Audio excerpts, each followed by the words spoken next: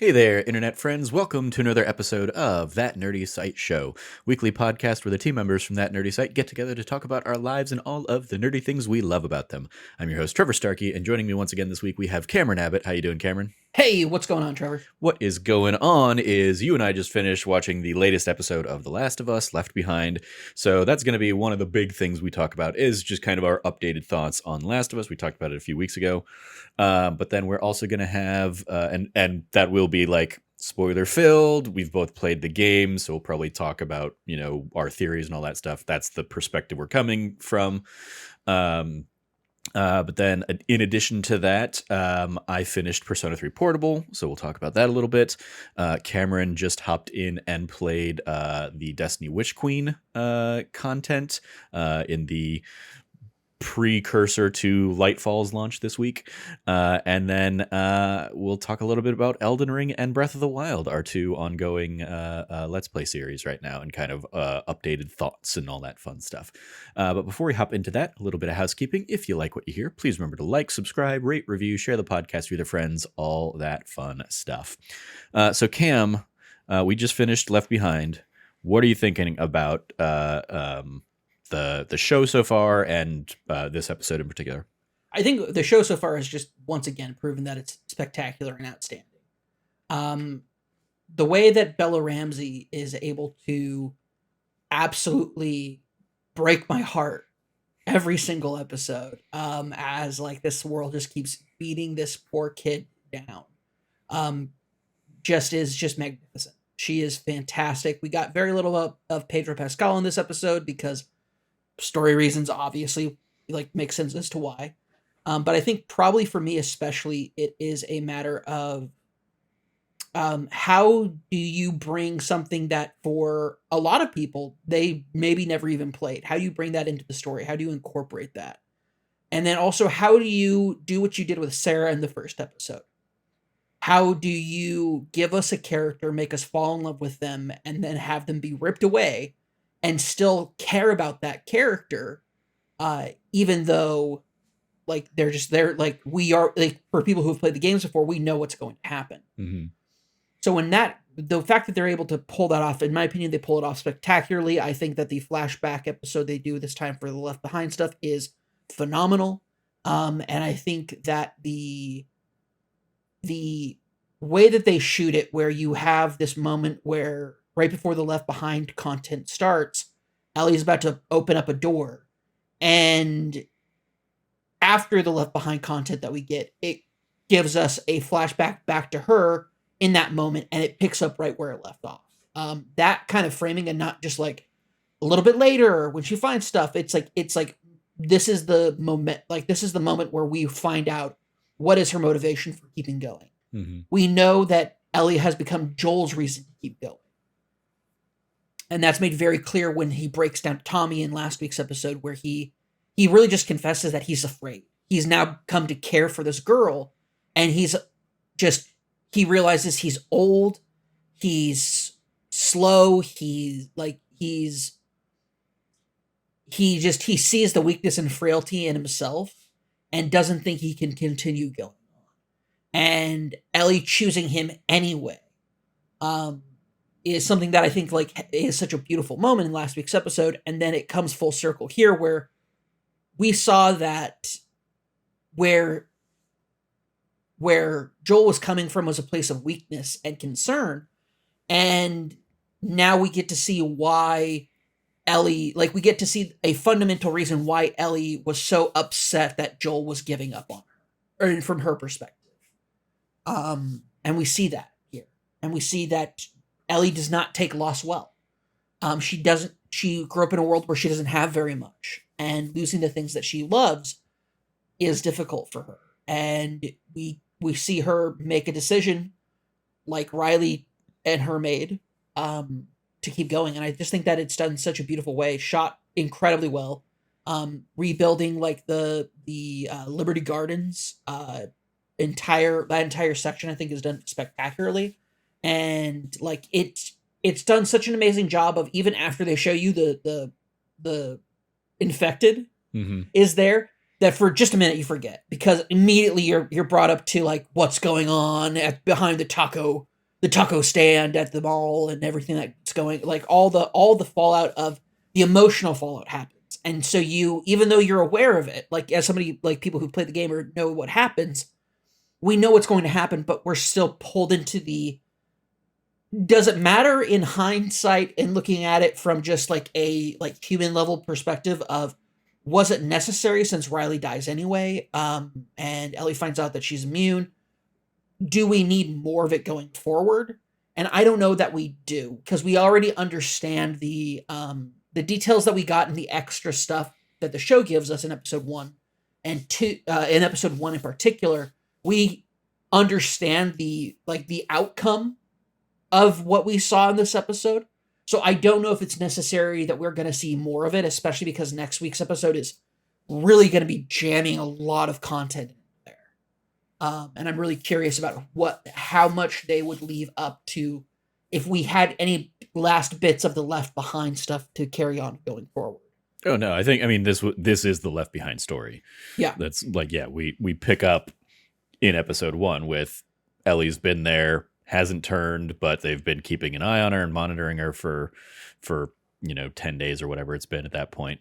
So yeah, it's that story's done, and next week continues on with the kind of the present day stuff.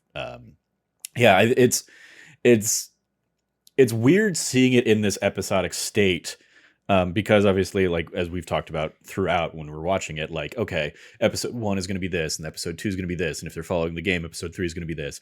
It's that weird like element, and the game has these chapters very clearly defined and kind of broken out, but it is it's amazing how well it translates to episodic, because every episode is, all right, we're going to introduce new people and take those new people away from you, but still, like, I mean, like in this case with Riley, it is like, a repeat of Sarah. It is a repeat of Bill and Frank. It is a repeat of Henry and Sam. And we're going to introduce these characters to you, make you fall in love with them in one, and then rip them away, because that's the tragedy of this story. That's the tragedy of The Last of Us. Yeah. And everybody's just continues to kill it and do such a great job with it. I love, this episode in particular, I loved how well it translated the Left Behind stuff. And there's like, it is interesting to think, obviously, like Left Behind came out like a year after the main game stuff. I wonder how many people who played Last of Us and have been excited to watch, like, just never went and played Left Behind. And I imagine like they went and played, Last of Us Part 2 or something, but maybe they never checked out the Left Behind story and stuff like that. Yeah, oh man. And so like for those people who are like, whoa, wait, I thought Riley was just her friend. What? They're good friends. Yeah. That's, for anybody who doesn't know, that's code for for they're gay. Like in history, where it's like this person and this person, they were known for being very, very good friends. Mm-hmm. Yeah, I mean, I think like especially Part 2 cements that for anybody that didn't know. Yeah, for sure. Ellie's kind of sexuality thing there. But yeah, I think it's almost like it didn't get cemented until Left Behind, but I think there's enough kind of breadcrumbs for sure in the original game that kind of say, yeah, this is who Ellie is. The only thing that ever threw me off was how into the Beefcake magazine Ellie was. But although that was mostly for like plays for a joke and like, hey, fun, like funny banter. Yeah. That was the only thing for me, is like, I was like, well, she swiped a dude magazine, so maybe she's actually into guys. And then it was just like, and then it's like, oh no, that was just a bit. Okay. Yeah, cool. No, I mean, for me, it was always like Bill specifically told her to not steal something, so she stole like the first thing she could find. I love, I mean, even going back to, other episodes and stuff, I love how well they recreated that moment. Which reminds me, like, one of my favorite memories of us watching the show together was in that episode. Because this was after the Bill and Frank episodes. This was episode 4. I got so excited when she pulled out the joke book. As I think I said, I popped hard. And then like a couple minutes later, we're in the back of the truck and she pulls out the magazine and you popped. So I popped. Yeah. Yeah. Because I was like, I guess we're just not going to get that. It's like, yeah, we still got it. Yeah. Yeah. Woo. Yeah. But I mean, yeah, like going back to that, like I think the last time we talked about the show was, I think, maybe before the Bill and Frank episode or before we watched it. Obviously, that was just like stellar, Oh profound yeah. stuff. Actually, I Um, guess we probably did talk about we that did one. talk about it. So it Yeah, was because I believe it was post episode 4. So it was right before we ended with the episode where Henry and Sam are first introduced yeah, at the very tail end of that episode. yeah. But Henry and Sam were great when Oh we my got their god. episode. We got a nod to Ish, which was like lovely. Like I was surprised with how much they've kind of like veered away from like the more gamified mechanics and stuff of the show. I loved how well they translated the sniper section Hmm. of that formerly Pittsburgh sequence Oh, it's to the done so Kansas City well. stuff.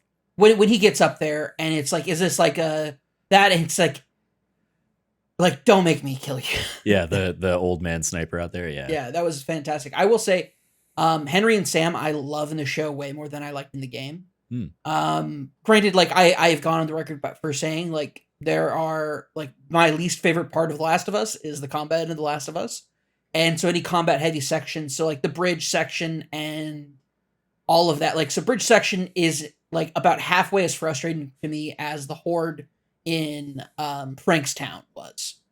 Uh, because by far that is my least favorite part of that, and then my second least favorite part is the bridge section. So by the time that happens and it's like, oh, that happened, Sam won me over so hard.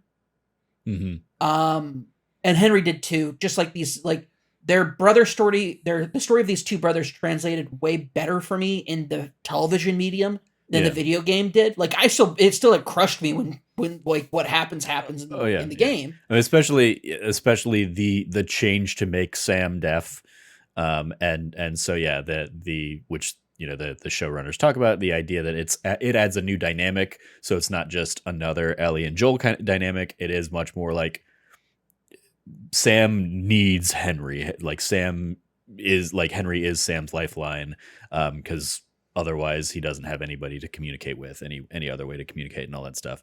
And yeah, I mean the performers there were phenomenal, knocked it out of the park. Oh god, yeah. Yeah. Crazy because the guy who played Henry apparently he picked up over a weekend Hmm. like a metric shit ton of I mean, yeah, he learned his sign part. He learned the sign language, the ASL stuff, the weekend before the shoot or whatever. At least that's like what they told in the behind the scenes stuff and stories and whatnot.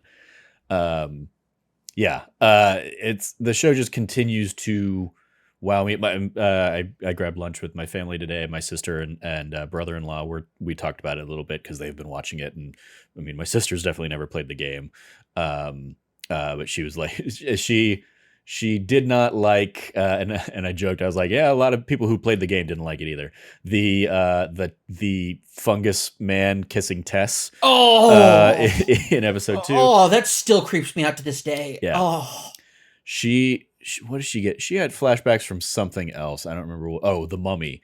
She was having flashbacks to the Mummy, like when Imhotep, sucking, yeah. Imhotep, Mhm. sucking the soul out of people, wherever. Yeah, Yep. and I was like, that is not a pull I made, but yeah, shout out to that. It works. I think this is worse, far worse. Oh Oh yeah, my god, just yeah, the tanglies coming out, just hmm so much worse. Just yeah. But yeah, we got 2 episodes left. It's obviously I don't think it had been officially confirmed that there was going to be a second season when we last talked about it. Obviously, that that is that definitely has come through.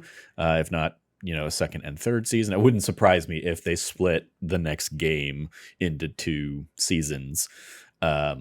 But yeah, it'll be I could see interesting to that. see Yeah. where they continue to go from here. And I love like there is so much fun here, especially like in the last episode, not Left Behind here, but like they have the benefit of having written the second game and knowing where the story goes. Yep. So instead of having the sequence at the dam, we got to see the sequence in Jackson and get to see Jackson and maybe some familiar faces from Jackson ahead of their formal introductions in the game and stuff like that. So Massive shout out to the communist scene, by the way, because mhm, that still makes me just chuckle. yeah, Just like so it's communism. No, No, it's not. No, that's exactly what it is. This yeah, is a commune. dude, we're Oh, communists. Oh, and just like Joel, just like giving him that look, like, man, like you just get swept up so easily, man. yeah. I'm pretty sure it was you that retweeted it. Like somebody Hmm. had basically tweeted out like this is the epitome of like America's view on communism. Everybody's fine with the concept. It's the word, Yep. and of course it's the word because for 50 years that was the bad guy. So yeah, Yeah. What if I told you if you just call it something different, everybody's suddenly okay with it? yeah. Yeah. Yeah, it's just the show is just continuing to go Nailing it. so well. Just nailing it, man. Yeah. Last week in particular, like we got such great Pedro Pascal stuff. We got the great scene with Joel and Ellie, and everybody fucking leaves except you. Everybody fucking except you. Yeah. I love that too. It's everybody, because it's Yeah. not everybody except fucking you. It's everybody. Yeah, everybody fucking except you. Yeah. Yeah. Which they like. I love the story that they tell. I think this was in the. I think this was in like the podcast about the show. They talk about the idea that was just like the reason that's in the game is because like Ashley was so in the moment as Ellie that like she fucked up the line, and it was like they like Craig and Neil both talk like we would never write the line that way because that's not how you would normally say it, but like when the performer gives you that gift, you take it and that's what you use. Yeah, they just yeah, Pedro Pascal, Bella Ramsey, I believe. By the way, I believe Bella is a they them. My apologies. That's right. They them. I Um, forgot that recently had come out. yeah. But yeah, they're like both of them are crushing it. Everybody who's working on the show comes in, crushes it. Next week we get the David stuff, and that's going to be traumatizing as it always is. Especially because they're going way more Bible-y with it. It looks like. Yeah. I mean, it was always inferred heavily, Mm-hmm. and like all but said, but it looks like they're going real fucking hard on it. And the guy Mhm. they got playing David is really good. So Yeah. Yeah. So that's Last of Us and our Left Behind thoughts. Like they did. I mean, set design of the show just continues to crush it, especially with all the Liberty Garden stuff. Yeah, we talked about today. And shout out to them. I love the novelty of it being like a completely fictional game in the game. I love that they committed to the bit of it being Mortal Kombat 2. They got the licensing, all that fun stuff. So shout out to all of that. So moving over to some video game chat. Last time I talked about Persona 3 Portable, I think I was probably like 3 months away from the end of the game at that point. mhm. I've come in and finished it, and I think my sentiment still largely stands from when we last talked about it, in that this game, more than anything, made me want to play the other Persona games that I enjoy just more. This one just didn't really like, none of the story stuff really grabbed me. None of the characters were particularly like engaging or overly compelling to me. I mean, some of them were downright, I was like, I don't like you. I don't like you people. Now it should also be stated that some of people's are so because of the 3 different versions of Persona 3. Sure. I'm playing Persona 3 Portable. I played the female route. protagonist. Yeah. So some of the male characters are so for people out there who don't know, because of the way Persona 3 is built as like an engine and everything, there's really like you are shoehorned into like romantic angles. I mean, like Yeah. you didn't have to. Like every that's fair. every one of the social links gives you like do you want to pursue or do you not want to pursue kind of thing. There was like one guy that was like, 2 levels before the end or whatever. He was like, I love you, and it's like, all right, you're the student council president. I like you were never even in the running for this. Yeah, bro. You're bad anyway. But like his whole thing just ends with like, I hope you remember that I love you kind of thing. And it's like cool your jets, guy. And so there's like no agency or like options there. But at the same, I mean, like that's admittedly that's still That's Persona to me. Like Persona didn't get better than that in the more recent ones. Like Persona still is like, hey, like it's a very binary relationship, no relationship. Everything up until that point is, leaning relationship, but you can like pull the trigger at the end Yeah, kind of thing. that's why I'm also letting people know is that because that is the relationship that can be built from that. Or sorry, because that is a relationship option. Your interactions and your day to day stuff with them is going to be like there is a different skew and view of it. So Mhm. some characters you don't like are very much like the probability of them being more likable if there is no like romantic possibility because of their events. I mean, But maybe like Junpei still just sucks. like Junpei Stupei, as the game repeatedly kind of gave him. Like, I guess I appreciate a little bit that he got this like attempted redemption arc with Chidori, but it didn't really like the ship had sailed. Junpei and like even by the end, Junpei still sucks. He's like he owns it a little bit less that he sucks, or he tries to suck a little bit less, but he still sucks. He can't go 11 months of the year sucking and think, oh, okay, I'm gonna turn it around in the last month, and not that doesn't, that's not how life works. um well, so yeah. if 11 months and then that 1 month he changes, and that's how he changes going forward. Yeah, sure. I also like it, and like minor spoilers for Persona 3 Portable, a game from what 20 years ago or whatever. Yeah, we're Like good on spoilers. I'm not a fan of like, oh, everybody forgets what happened Oh, at the the ending, end yes, and yes, yes, like, yes. and since I got the good ending, like they're all at the graduation and they all have this memory come back or whatever. But it's like, okay, they lived like 2 months of their life. You play the fight, you beat the boss or whatever, and then like time skips ahead to like graduation or whatever at the end of and it's like, and they, as I had seen like one of the bad endings first, it's like almost identical. It's just they're at the end of the year assembly. One of your characters are giving a speech kind of thing, and it's just like, this is weird. Why do they just not remember all of the things they've done? How are they like, they don't even remember why they're friends or how they're friends and all that stuff. They don't remember like the names of the other people in the dorm that they all live in. It's like, this is just bad. This is not a good, interesting like choice for an ending.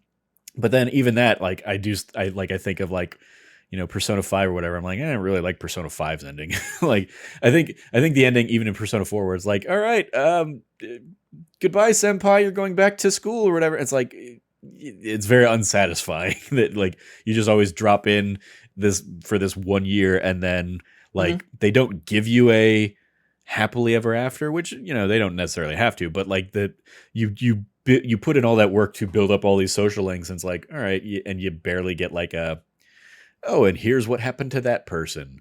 Yeah. So And because the games aren't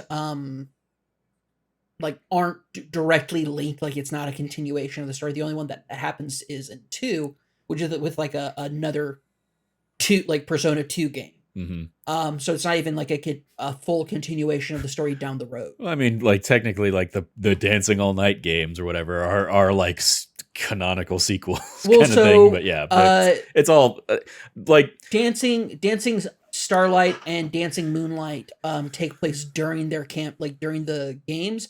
The only one that's a definitive like follow up, and I find to be a great conclusion to the Persona 4 saga. If you also include the fighting games or the arena games, which you should, because the story modes in those are fantastic. If you actually want to find out what happens to the Persona 3 characters, it's in the fighting game story. They're in it, and it's really good. Yeah, I don't care that much. I like the game. Like it was a fun thing to do to kill the first month of the year. All good. But yeah, I finished it. I uninstalled it and haven't really thought about it for the last couple weeks. But since we were looking for things to talk about on the show, I was like, oh, I'll talk about it. I mean, like I typically don't include like old games in my game of the year conversation anyway, but like if I did the like, oh, here's the list of games I'm playing for the first time this year, like, I mean, hell, Elden Ring beats it, and I loathe those kinds of games, but yeah, like Persona 3 Portable, like, yeah, it just didn't really do a lot for me. It was more of a, this is a thing to play while I'm listening to podcasts or something like that, Hmm. and all that stuff. Um, in particular, and Persona 4, like, especially looking back, Persona 4 has this issue too. Um, and it's like, I did not like the dungeon, the Tartarus in this, that is just like an endless RNG kind of, like, floor by floor by floor, like, that's 200 plus levels by the end. It's like there's way too much of this kind of, like, just uninventive, like, level design. That, yeah, is just, I was very underwhelmed. Made me appreciate, where they have come more, but yeah, Persona 3 Portable did not really wow me. So, That's hard. wah, wah. This is so three things. First off, what was your favorite character? I mean, I don't really have What character one. did you dislike Did I the dislike least? the least? I mean, like, I mean, part of that is, I think, the real problem is that none of them really, like, stood out as memorable. Like, yeah, I don't like, I honestly don't know if I guess maybe the little girl that, like, who's like fighting her family or whatever, or like Oh, her parents are getting a divorce. uh, I don't remember the character's name, but yeah. Mitsuru, like the council president. No, like, she's not one of your party members. You go talk to her at the playground. It's a socialist. The little sister, yeah. Like, yeah, That's your no. least. That's your favorite character I out mean, of the it was game. like all of the other ones have been done better in any of the other games. So, Well, yeah, but this is like, where they start. This was like that's almost like Nanako. So, yeah, I like that. I like her.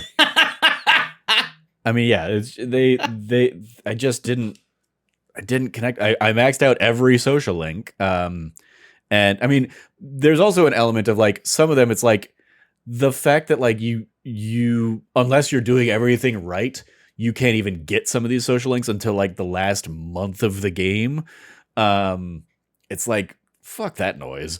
Um, Yeah, not particularly well designed in that aspect. I do think that Persona 4 does it better, and Persona 4 Golden, of course, does it better than that. I guess I'll Yeah. give an edge to Fuka, actually. I enjoyed her little, like, she's terrible at cooking, but she's gonna try to cook anyway, and we're gonna do home ec stuff. Um, Fuka is quite the cinnamon roll of a person. So sure. Yeah. So yeah, it's just like, the game just didn't, like, the couple, like, big twists or whatever. We're just kind of like, oh yeah, that's a thing that happened. All right, and then you kind of move on, and we're back to just facing off against, like, there was no, I didn't, especially because of, I think that, like, like, Chidori and whoever, Jin and whatever, and Meth Jesus, yeah, like, they're such non-entities, but they're like, they end up kind of being like the big bads and the ongoing kind of enemies throughout the game. It's like, I didn't care about you guys at all. Like, so I didn't feel any connection to the, like, the end game boss stuff in a way that, Persona 4 or Persona 5 did with the characters that you kind of meet and interact with over the course of the game. So, well, I mean, to be fair, like, this is also a big call out for the very, very last boss of Persona 4. I don't even remember. I, like, honestly, The it's been the too long since I played Persona 4 anyway. the But well the like the full, like, actual person behind the person culprit who kickstarts everything. Okay, that's fine. I won't. I don't want to spoil it on stream. I mean, On I recording. remember the big twist in that one. I don't remember the final boss. I mean, the final boss in every Persona is like God. You're killing a god. Like, Yeah, that's whatever. fair. What the fuck ever. That's fair. Yeah, no, it's fine. It is like, yeah. So I think that, I don't know. I have a very different opinion about the game, and I think that's fine. But I also didn't play it this year. I played it God, when did I have I played on the PS Vita, as part of like my Persona playthroughs. So when did we meet for the first time? 2015 or 2016? In 2015. Yeah, so I played it in 2015. So I played it 8 years ago. So, um, and I play, and I, but also I'll also say this: it's not my it's not my least favorite Persona game, but it's also not near my top favorites. Yeah, it's also like it's weird that you just become numb to it, but like also just the fact that they always are constantly shooting themselves in the head. Yeah, that's yeah, that Still, is weird. like it was one of those things I knew going into the game that that was a thing that they do, but it's still like this is like why the fuck was that the choice? Like Yeah, it's not great. I think that that imagery is probably like I don't want to say more forgivable, but it's more like I think it was easier to swallow maybe back then, maybe not. I don't know. It's still always really freaking weird. yeah, no, it's just a weird fucking choice. Anyway, that's enough about Persona 3 Portable. Cam, tell me about Destiny Witch Queen. Destiny Witch Queen. So last week I believe I talked about Destiny and been like, or maybe I just told you about it. But I played the Seraph season, like the end of the season stuff before the next game came out, the next expansion. And I was like, man, I'm really not digging it. I did not dig that mission, any of those missions at all. I didn't feel like super connected to that universe anymore. And I was like, I think this is a good sign, like a big sign for me to be like, I think I'm done with Destiny. It's not like it is a fond farewell. I wish it very well. Yeah, you tweeted as much. I tweeted out. I said, hey, this game's probably going to be great for people, and I'm very excited for those people. But it's not for me. I played through the Witch Queen, and I have to say I've kind of turned not a full 360. Like the short story or short version of the story is I'm not hopping into Lightfall anytime soon. It is the Witch Queen expansion is like part of me wishes it was longer, but at the same time, it has a lot going on in it that makes it very, very good. In lieu of gaining a new ability that really doesn't like is just like another element to add. Like it adds frost and frozen things and stay by using stasis as a power of the darkness, and it didn't really feel like it was like significantly game changing all too much. This one does a lot more for somebody who's like a big giant lore nerd. This game, instead of giving you a new in-game combat ability, it gives you a new in-game exploration-based ability.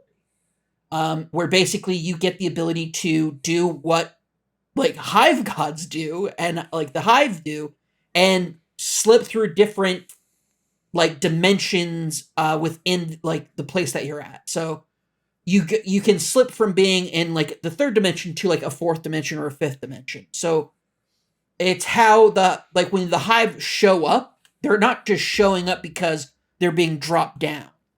They're showing up because they are coming from a split in realities as we exist. And it goes way deeper than that, but that's the best summary I can give, which still probably sounds like nonsense, and that's fine. Oh yeah. No, sci-fi bullshit. Yeah, I mean, of course it's sci-fi bullshit. But I have to say, like, I was super impressed by. I think if I had played this when it had come out, I really would have dug it a lot. Because I could have like really invested time into exploring way more areas. It reminds me a whole lot of the. I'm trying to remember. It was what Destiny 2 expansion it was that did the sleeping city, not the sleeping city, the awoken. I wouldn't be able to tell you. I bounced really before the Taken King. Was that was no that Destiny Taken 2? King's Destiny 1. God, okay. Whatever like the first like major expansion was. Like I did the first two like little waves or whatever. Oh, that's afterwards. right. So the one that and you then didn't but I was do. the only one that stuck around for that. And then by the time everybody finally came back, I was like, "Fuck this game, I'm done." Yeah, you put in your time, and it's respectable, and that's fine. I'm cool with it. Obviously, but no, so I'm trying to Forsaken. I think it was Forsaken is what it is. Maybe. Yeah, Forsaken. It's the one where Cade dies. Yeah, that's right. Yeah, Forsaken. I almost was like, chat's telling me for a second. There's no chat. We're not doing this live. But yeah. So I think it's the best way, like the best example of that. I would say is this is definitely like the Forsaken type of content where I felt It's not Lightfall. Whatever the one before this one was, the Europa expansion. That's Um, another thing. Like they all just blur together. yeah, because they're all nonsense words. Yeah. Trying to remember. Are you looking it up for me? Yeah, I'm gonna look it up. Yeah. I think Forsaken Shadowkeep Beyond Light. Beyond Light. That's it. Yeah, Beyond Light was lackluster in a lot of ways. And also that's when they started doing their new like gear score system, where if you were not consistently grinding every week to raise your light point up a point or two, you were being left behind. Yeah. Immensely. That's yeah. I mean, like that was always part of the game, and that was like why I got, like I mean, I put enough time in base Destiny 2 to get all three of my characters up to like max level, all that shit at that time. And then, I bounce off, and then like everybody comes back. I was like, oh no, I did check out the that's right. I did check out Forspoken. And I played through like the story bits of Forspoken, but for whatever reason, Forsaken, sure. Yeah, sure. Forspoken's the game that came out this year. But I was like a week late to it because of, a trip I was on or something like that. So like even that 1 week being behind everybody, there was no catching up, and I was like, fuck this isn't fun. And yeah, bounced off. I've hopped back in like once or twice. Like once I hopped in around the Stadia launch to like test it out on Stadia, and even at that time I was like, I don't fucking recognize this game. Yeah. For somebody that put 1,000 hours into the game or whatever it was, I'm sure time lost on Destiny, whatever that site time is. Wasted on Destiny. Time wasted on Destiny. I'm sure I still have a shit ton of a high score there. That's fair. Yeah, no, I think that for me in particular, I believe it is. You did put in over 1,000 hours. Yeah, wasted on Destiny. Let's see. I don't know my platform stuff. Let's see what. Yeah, tell me something while. Yeah, so for me, when it comes down to this, I don't see myself hopping to Lightfall immediately. I wish I had more time before the free weekend is up for the Witch Queen stuff. I think that it's like there's a lot of substance here that's really like a lot of fun and really cool. But when it comes down to it, like I just like there's nothing about it what it's trying to do to get me to go forward into Lightfall. And I think that that's fine. I don't think that there's anything wrong with that. I just think that there is like a couple of things is like I am like a little bit of like behind the scenes. I'm doing a new Let's Play series that I'm in the middle of. I'm dealing with a new job. I am trying to keep up with everything going on in our lives right now. And trying to like find like this new life balance and how we like figure this all out. 393 hours in Destiny 2. That's still a fucking long time. Yeah, it is. For just playing the first for basically a little into Forsaken, yeah. Yeah, no, I think that Destiny 2 it has a bright future ahead of it. I'm sure Lightfall is going to be fantastic. But yeah, a lot of things that like I was bothered being like seeing as a kind of like bystander off to the side of after missing the Witch Queen. I am now far more comfortable like where everything's at in its lore. I think things make total sense now. I like the twists that they've brought in that I was like exposed to as like kind of like open spoilers from people when it was happening or after it happened and like seeing trailers and stuff. And it's like, I don't like that choice. And then like, but not seeing it play out, I think everything makes total sense the way that it does. And I like it a lot. And what I was really worried about is Savathun is a boss that has for a very, very long time been built up to being this like very important key figure in the lore. She is a sibling of Oryx that is very important to the Destiny lore pieces. What they did with her is absolutely exemplary because it completely subverted the expectation I had in the best way possible. The way that it is, like the way that they reveal certain things and the way that it's done, the twists don't feel so much as twists as they do just proper reveals. And the fact that they're able to make a twist feel like just a reveal rather than it being like, we made this change later in the canon. Obviously, they made this change later in the canon, but it doesn't feel that way. It feels a natural revelation came about because of this. And it's not because of somebody else's machinations or manipulation of you. It's you have gained this ability to kind of like have an edge to fuck over somebody who literally created a perfect murder machine in using time and space and a fucking like space dragon magical wish. It goes a lot more into detail than that. You can look it up on your own if you want, but I'm not going to explain anymore because Trevor's really not going to be like into it. So, like just the like who Savathun is and how they do it as like the way that they kind of roll it out, I just think is really, really good. And it makes me really interested to see what the new big, like what the dark, quote unquote, the darkness, because the darkness has always been like, it's like ethereal, doesn't make a lot of sense. That's always been a big criticism of Destiny. And so, but it's been like, hey, we have these really great faction bosses of these darkness factions. But those have kind of been peeled away as the idea of like, what is good, what is bad, the light versus and the darkness, as they've gotten out of those like ethereal kind of conceptually based ideas into more explored concepts and ideas and applying them to different situations and characters. And the way that they did it with the Witch Queen, I think, is fantastic. I think the ability you get to kind of slip between things, as it were, it's done more of like you're revealing stuff because that's the mechanic of in the game system that they're using. But when you actually know about the lore, you know what you're doing, it puts on a very different kind of that's the veneer in how they're executing it in the game, but how it's being done in lore is very, very cool. And I, you know me, that's my deal. Yeah. I love that. Speaking of lore, Elden Ring. I'm still playing it. You're playing it when I'm not even around, exactly, dude. You're playing it so much more like now. You've probably put in more time by yourself than you have with me in your games. Oh, I don't think that. I think that, yeah. I doubt that.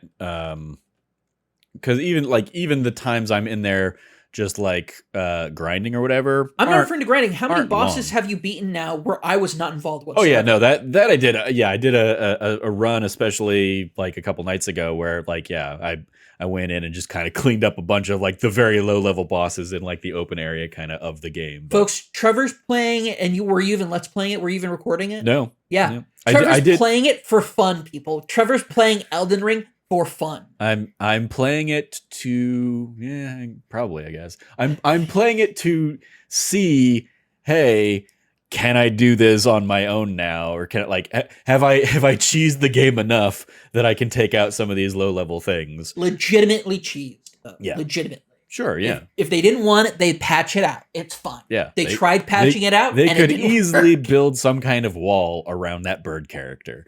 Yeah, 100% they could. Yeah. That tree, actually, the bush there I believe, was actually put there to try to do that, but it failed, and so they said, "Fuck it." Yeah. That's what I'm saying. They could have built a wall instead of a tree that you can shoot through.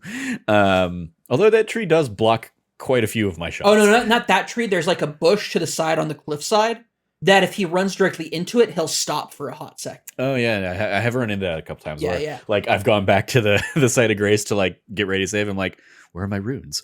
And I go back, and he's just still standing there. Yep. You have to just hit him again. Yeah. Yeah, it's great. It's legitimate, and guess what? There's always going to be these, like, it's either that or I actually found that using a big wipeout spell or weapon on all the Albanacs over there was super, like, get you a bunch of runes anyway. Mm-hmm. So it's perfect. Like, it's perfectly, like, that's such a great spot. Yeah. Universally accepted. That is a great spot. Sure.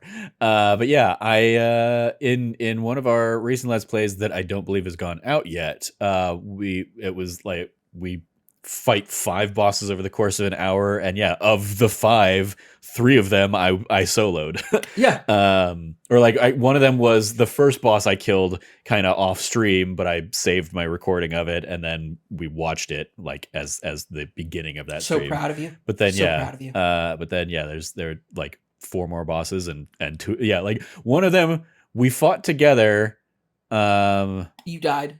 No, what? Yeah, I died very quickly, and then but you weren't anywhere near the thing, and so I got like tired of waiting for you to like Yeah, you can. fight your way through it. So I was like, fuck it, I'm low on runes anyway. I'll go and try and fight it. I fought it like 2 or 3 times before. I able to took it out on my own. Yeah, on your 4th attempt, your 3rd on your own. Yeah, you nailed it, and it was right when I was about to walk in. Yeah, and I was like, I'm ready, Trevor. Yep. The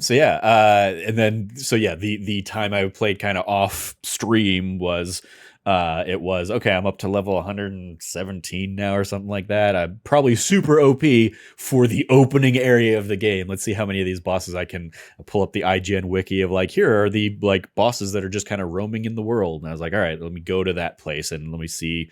And yeah, so I found the Deathbird and killed him. I found the Knights Cavalry. I went into some of the jails in the open section and killed those guys. And yeah, it's fun. It's definitely like I did mention when I was like turning it off the last time that my game counter has 26 hours on it, which does make it the longest I've put into a Soulsborne game. Because famously my Bloodborne Let's Play was 24 hours. And so yeah, it's I'm much more enjoying it when we're playing together. Not that I give a shit about the story and the lore and stuff that you like. I give you the chance to like explain it to me and whatnot. And I am remembering some of it. At least. You are remembering some of it, but this has been the bet. Like it's like, hey, if me now went back to like November of last year and be like, hey, Cameron, not only do you move in with Trevor, you get him to play Elden Ring, and he likes it. I voluntarily played Elden Ring on my own before you were here and joined me. That's fair. But I probably would not have come back to it had we not done the true enough stuff. Also, I would have never been able to get that out of it because, as I know, the key rule of time travel: if you are coming back, if you see yourself coming back in time to visit you, you have to kill them as soon as possible. Sure. Either to prevent a paradox, or even worse, they're coming back in time to kill you because you've done something so horrible. They can't live with it, and they can't live with that you've done it. And so they've invented time travel to come back, murder themselves. Sure, Cameron. Anyway, Elden Ring, yeah. Also, you can't trust the evil version of yourself from an alternate dimension or anything always has a goatee, but I already have a goatee. So he can't have a double goatee. If he has no goatee... Oh, can't he? Maybe he can. Yeah. Is a double goatee just a full beard? Yeah. But yeah, Elden Ring. I mean, there are definitely still times I get frustrated. Yes. That never ends. But yeah, like I pushed through it in the last Let's Play we recorded, and I was like, all right, fuck it, I'm gonna like. It's low stakes at this point because I can get more runes by killing that bird one time than I had on me or whatever. So I was like, all right, if I die, I can make it up pretty easily and pretty quickly. You want to hear something absolutely fucking wild? What? Snowbike Mike. Yeah. Used to run around. And never leveled up his runes? I remember seeing that. Yeah. Want to know how many he had at the most at one point? 200,000? 1.5 million. 1.5 million, okay. I did see... He's a monster. Snowbike Mike is a monster. I saw a story that was... somebody made it to the rune limit of 1 billion. And even that, it was well known, it takes more runes than that to max level in the game to level 713. And that got but people usually use them and level up with them as opposed to bank them until they get to 999,999,999. Yeah, I was reading an article about that last night. I was like, fucking Elden Ring people are weird. But yeah, I'm one of them now. I will never be one of those people. But this is finally, I'm getting closer to the point where I can be like, hey, I may beat a Bloodborne game, a FromSoft game. A difficulty mode would not have made this a worse experience for me. Yeah. Oh yeah, Matt. Yes, now people be like, you just got to get good. You can be like, I did get good. I beat the game. wouldn't have made it less enjoyable. No, Yeah. I wrote an article that we put out actually that like Yep. was about how like accessibility features would make a game like Elden Ring better. Hmm. And I stand by that Yeah. 100%. And then the other thing I've been playing or replaying in this case has been Breath of the Wild. So yeah, basically chatting about both of our ongoing Let's Play series. Cameron alluded to he may have another one here in the works in the near future. But the two I'm kind of spearheading, Elden Ring and my replay of Breath of the Wild, in trying to think like it's weird time wise because I've definitely recorded more Let's Plays than are out. But basically, of the ones I've recorded, I'm up past like I've taken out the first Divine Beast, uh, and I will say it's much like Elden Ring. I enjoy that like this game has enough things I can do off camera to just kind of like still be playing the game, but not feel like I have to be on and making the content. And also, me going around and getting Korok seeds is not engaging content. It's not going to be make for a fun Let's Play. So doing that just so I can get more gear slots is a thing I can do. You know, spend a Sunday doing. Or hopping into some shrines and just kind of like leveling up and getting new hearts and stuff like that. I will say, so far at least, as I notoriously was very much like I think this is a fine game. I still think that's the case, but playing it in the mindset that I'm playing it now, with that expectation of this is going to be a game to kill time. It's not going to have a deep, entrancing story that's going to suck me in. I'm having a fun time with it, and it's I might be running around while I've got a podcast on or something like that, but I'm probably enjoying it more than I did a few years ago, and part of that is because I'm running around. I picked up especially most recently, like yesterday, I got a whole set of amiibo cards that I'm holding up one such card to the camera. That are basically like the NFC chips in an amiibo, and I'm just kind of like doing all of them to, oh, I don't like the fact that my weapons break. Well, fuck it, fine. I can get unlimited weapons, basically, and enjoy that. And a lot of times they're gonna be stronger than the weapons I'm finding just naturally in the game at the moment. So, it's another cheese, but it's a cheese that is Nintendo sanctioned. So yeah, cheesing these games makes them funner for me. Turns out. That's understandable given just where I'm at in my life, and I don't feel like wasting a shit ton of time. I want to feel like I'm actually progressing and stuff like that. So yeah, I'm enjoying Breath of the Wild this time, more so this time around. I think still definitely has some like annoyances, like in the when I was facing off against the first Divine Beast stuff. I definitely was getting way more frustrated about that. More frustrated than that in that game than I was in some of the Elden Ring stuff, in large part because I didn't have a second person that could like, steal the damage away or whatever. So when a Calamity Ganon Phantom or whatever is shooting a giant spear at me, I can't dodge out of the way of it. It's only coming for me. It's not going to come for somebody else too. But the wolf thing that I'm holding up here actually helps alleviate that because it's Wolf Link, and so I get like a little companion buddy in the game running around with me that has like a whole bunch of hearts, and will do attack damage and stuff like that. So yeah, that's the other thing I'm playing right now. It's a very odd time here at the beginning of the year because it is like, okay, I'm playing shout out to Elden Ring winning the DICE game of the year and all that stuff, and playing one of the best games of last year, even if it's not one of my favorite games. Although I will say, like, it's, we'll see when all is said and done. Obviously, I wouldn't have put it anywhere on my list for the couple of like weeks I'd played it when we did our Game of the Year stuff for 2022. But it could I mean, if I do a like favorite games that weren't 2023. It could easily make that list. Again, more so for the enjoyment of running around and playing with you than thinking it's particularly then it's still not my kind of game. Mm-hmm. Like, and you kind of talking about all this stuff in Destiny 2 cemented that of like, I don't like the way the story is told in these games, be it through like just like item descriptions or random bullshit. Like I prefer just a much more straightforward narrative. And I'm not getting that in this.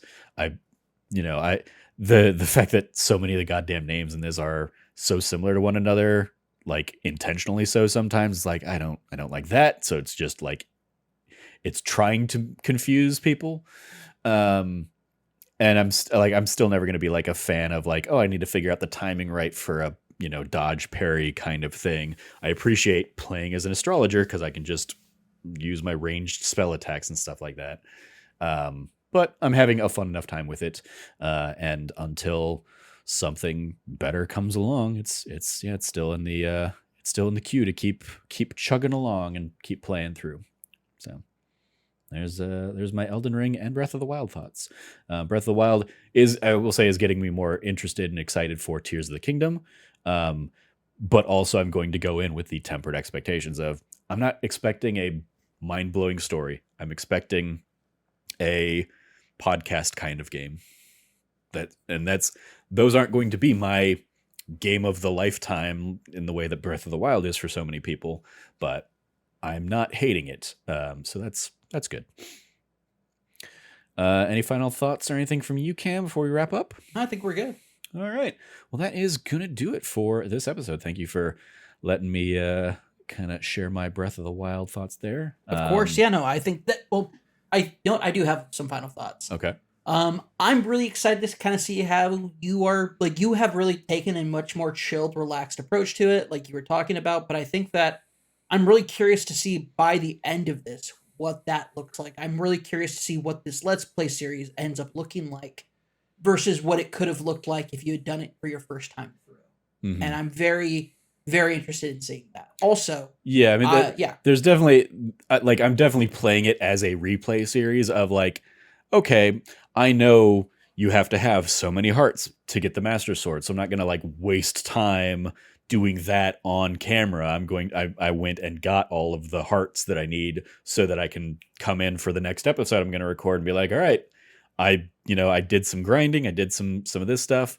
Now I'm going to go get the Master Sword and we can continue on with the next, location or next story or something like that. I'm like, I come in, I'm like, okay, here are the things I've done in between the last episode and this one.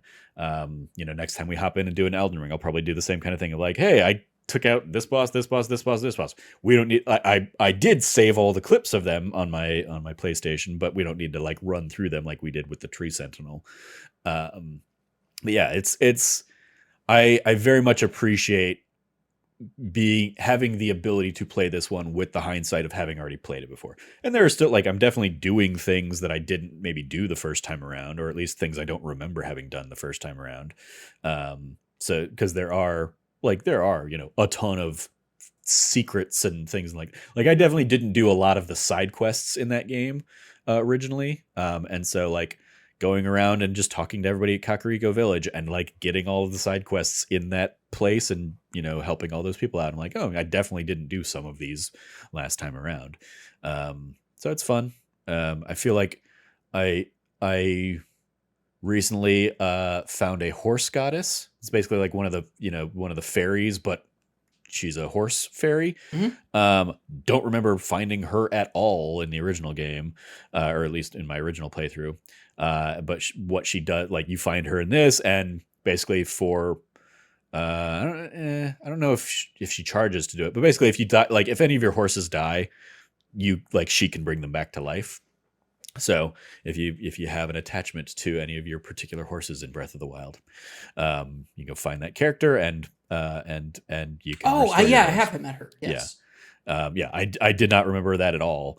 So I stumbled onto that and I was like, oh, this is a new thing for me. So interesting. Yeah, those are some Breath of the Wild thoughts. Well, thank you, Cam, for joining me to discuss all this stuff. And it'll also be interesting to see how your thing comes along. But also I think like we have the luxury of doing these because there aren't other games really drawing us to them right now. So we can just kind of be like, all right, we're going to do these extended series like we did with Dying Light or like we did with Skyrim. Just be like, this is what we're going to be playing for a while. enjoy. It certainly makes it easier than having to come up with like a new game to play or two new games to play a week. But yeah. So yeah, that's going to wrap up this episode. You can follow Cameron at Rev Cabot, 2 B's and 2 T's. Anything you want to give a shout out to there, Cam?